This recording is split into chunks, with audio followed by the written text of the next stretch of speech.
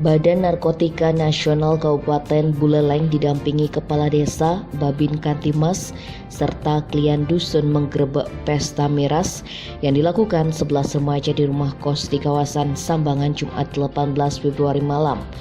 Saat dilakukan tes urin, 2 remaja laki-laki berinisial AG dan PR serta seorang remaja perempuan berinisial Y positif narkotika. Kepala BNN Kabupaten Buleleng AKBP Iputu Gede Astawa menerangkan, mengetahui 3 orang remaja itu positif narkotika, tim BNNK Buleleng meminta mereka melakukan rehabilitasi dan dikenakan wajib lapor.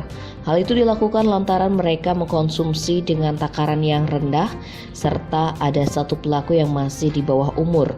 Pengawasan ketat dilakukan selama mereka menjalani rehabilitasi dan wajib lapor. Tim Bali Express melaporkan.